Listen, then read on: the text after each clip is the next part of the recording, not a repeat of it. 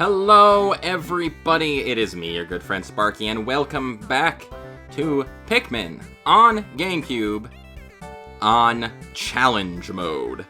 We are heading off to the distant spring, and as you can plainly see by the high score list on this one, it's not an easy map. It's not. It really isn't. I know that a lot of this is just because I didn't play the GameCube version a lot. I did not get a chance to really go into challenge mode at all with some of these later maps.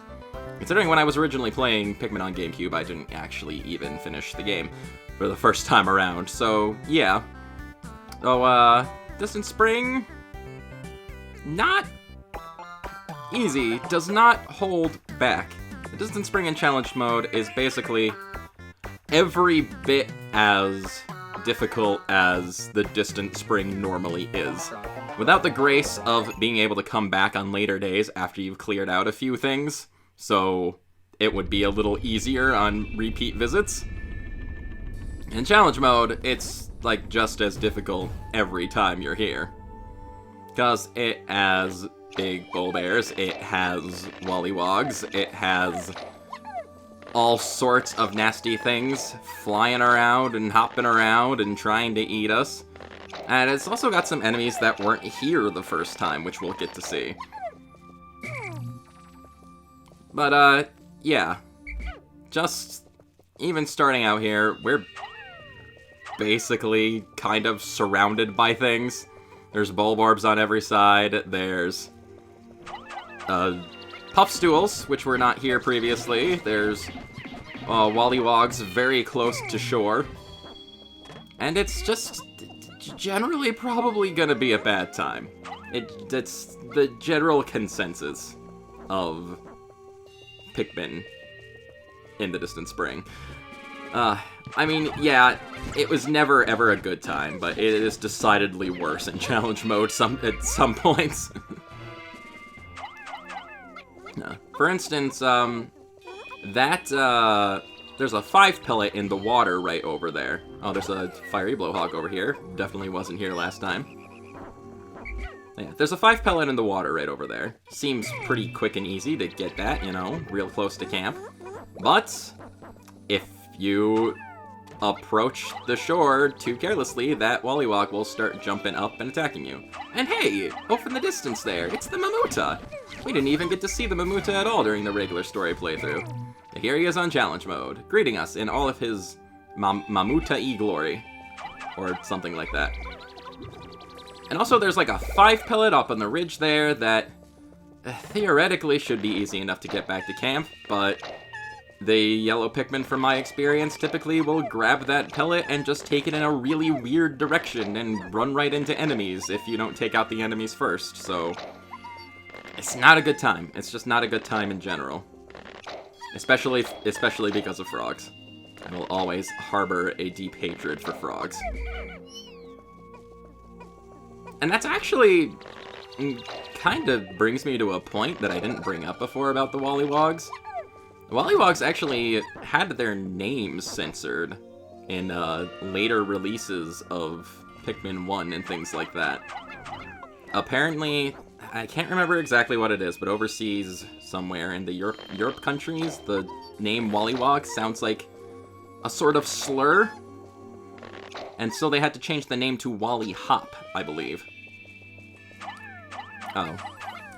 And here on this run, I believe I make the fatal error of thinking I can get this pellet back. Is this the one? No, that's just me getting it down. Okay. Alright, that was a different run of this particular challenge mode, or an attempted run in this case. But yeah, the wollywogs had to have their names changed to Wally Hop in in European territories, I think it was. I can't remember exactly, but it's just the sort of thing that I don't think was ever would be done, like, for any malicious sense, of course, but just kind of out of ignorance of cultural differences.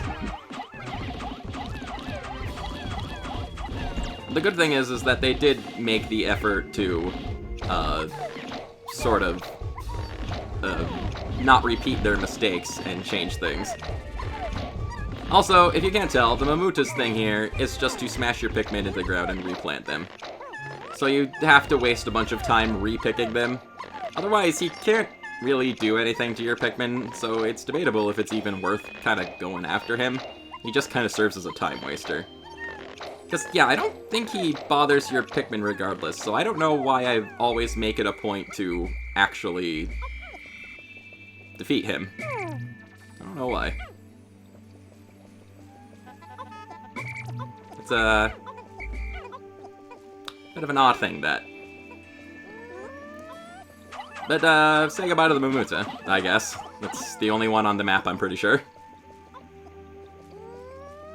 And, he is actually, not the only enemy that we didn't get to see during story mode that we didn't get to, see much of in the challenge mode either, actually.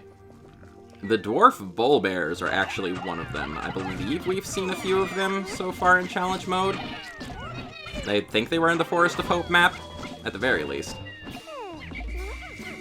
But, they were not in story mode because we had to come to the distant spring on a later day for them to show up. And the other enemy is the Gulix, who, while he shows up in the story mode, does not actually show up at all in challenge mode. And we didn't get to see him during story mode, which means I believe he's the one enemy, aside from the Smoky Prog, which I chose not to fight, because I'm not crazy. I believe he was the one enemy that we did not have the opportunity to see at all. Just kind of funny how things end up working out like that. But Distant Spring certainly does provide lots of chances to see other enemies and stuff in action in challenge mode. As we get to see more of the Puffstools, and we get to see the Mamuta, and all sorts of things like that. But, yeah, it's just, this map, it's not a fun challenge mode map, unfortunately, just because it is, much like the regular Distant Spring, completely filled with enemies. It is just super tough to deal with at times, and I've never really gotten a good hang on how I should go about playing through this challenge mode map. I mean, if you handle it wrong, that's when things go terribly, and you end up just losing all focus, and things go wrong. And, like right here, the Puffmen end up showing up because the Puffstool ended up hitting them with his spores. And you don't want that. It's definitely not the whole going as planned in any sense of the word. Basically, when I don't know if I'm really getting my point across. I don't think I am. Basically, what I'm trying to say is that if you're not careful on the Distant Spring in challenge mode, or I mean in the Distant Spring in general, I guess. But challenge, just speaking specifically of challenge mode, if you're not careful of what you're doing, things can go very wrong very quickly. There's just a lot of big enemies here. There's a lot of new threats that weren't here previously. It just can end up being a bad time in general, I think. But, we gotta persevere. There's barely any records on this map in the Gamecube version, so we gotta try and set something. I believe we've already passed the previous high score. I think the high score, other than, the highest score, rather, was 125. And, we hit 127 halfway through the day. Of course, it really does, a lot of it come down to practice. At this point, I'm kind of a hardened Pikmin veteran. So I am able to handle these different situations that get thrown at us. But, yeah, I mean, it's still not easy. And it's still really easy to mess up on. Because it's just... I don't know, it's just... It doesn't hold back. It's the same as in story mode. The Distant Spring is not shy about throwing really strong enemies at you and just taking you for a ride if you screw up or do something wrong. Also, these Pikmin standing right next to an enemy, they're just not close enough. They're just barely close enough to have not want to do anything with the enemy directly in front of them, you know. You would think they would be close enough to sort of trigger battle stance and go after the fiery blowhog, but nope, apparently not. Oh well. Oh dear. Yeah. But yeah. Again, though, challenge mode does provide us with some leeway. We no longer have to worry about knocking down gates and things like that, so we do get at least a little lenience. Also, we end up getting the Puffy Blowhog kind of stuck in an awkward position here where he's stuck in his falling animation. So, he can't hit the ground if there's not enough room for him to hit the ground. So, that ended up working out in kind of a silly way, but there we go. And now all these pellets are kind of trapped in here, and I just kind of say, screw it, let's try to get them out of here before sorting through Pikmin. I don't think do I bother trying to sort through the pellets? No? No? Okay. There they go. Again, you don't want to do that.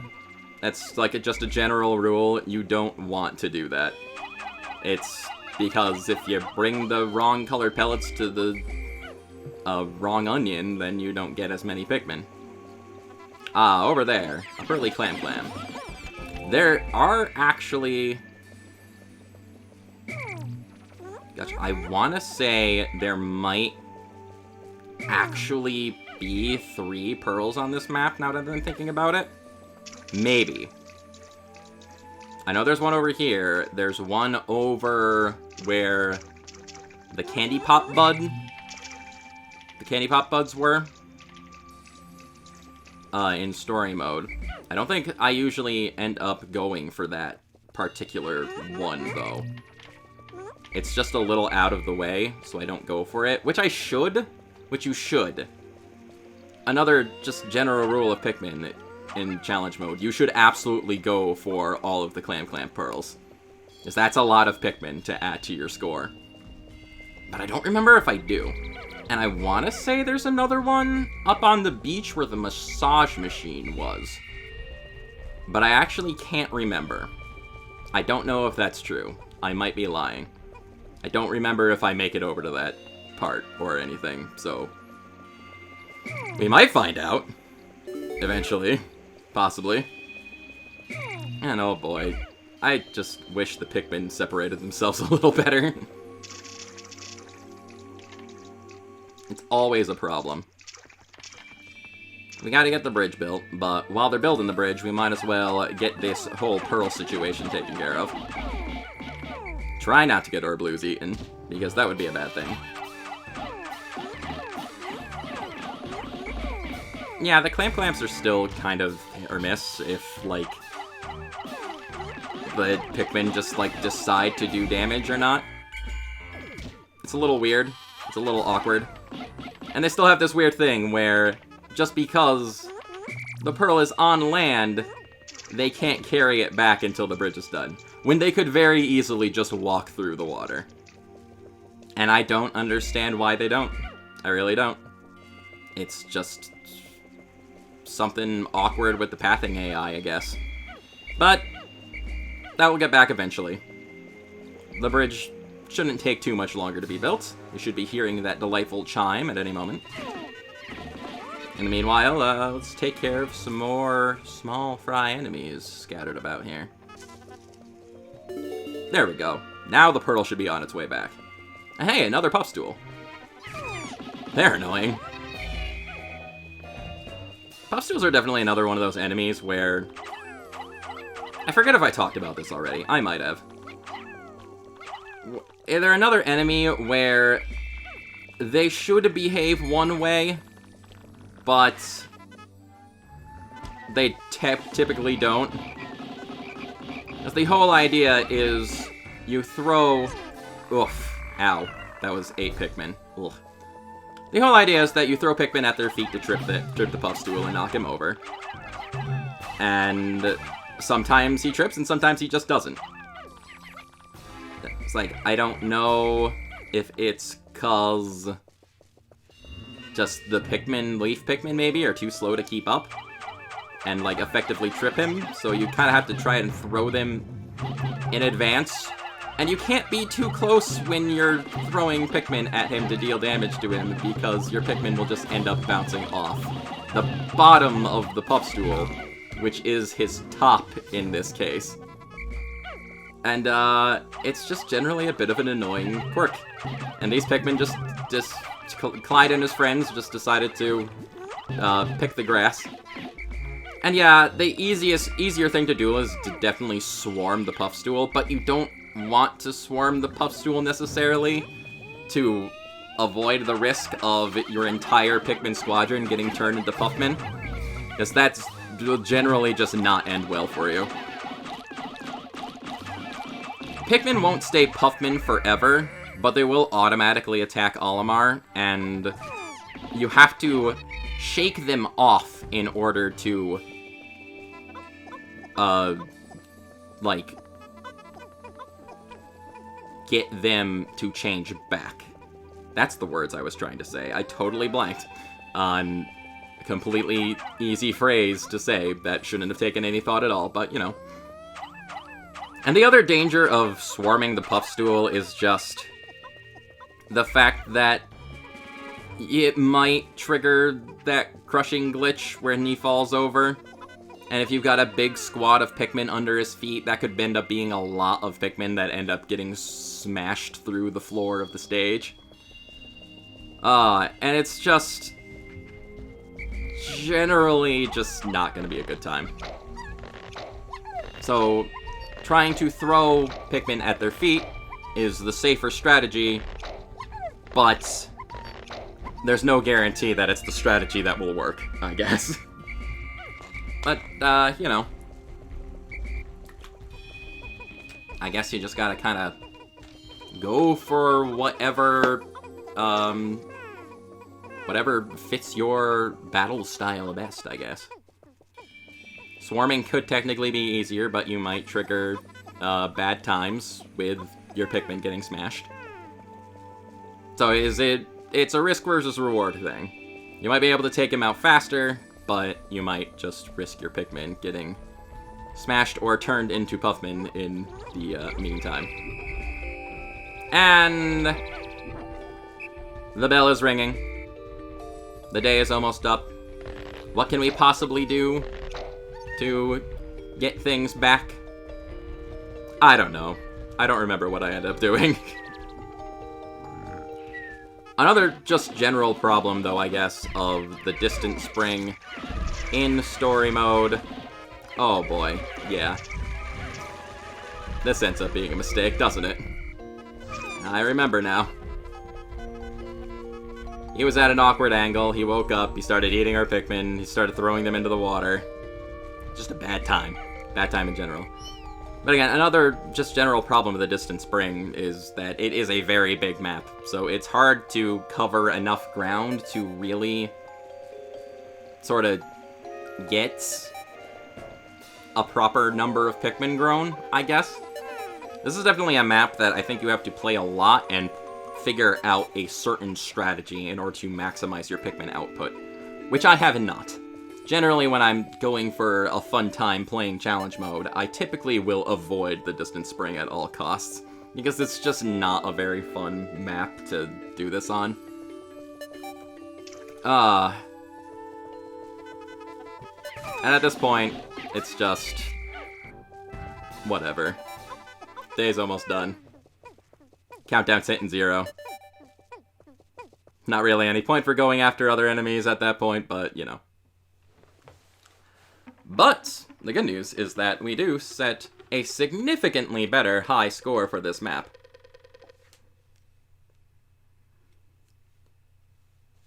We get to see our totals going up and up over 100, going up and up over 200, smashing our previous high score with 272.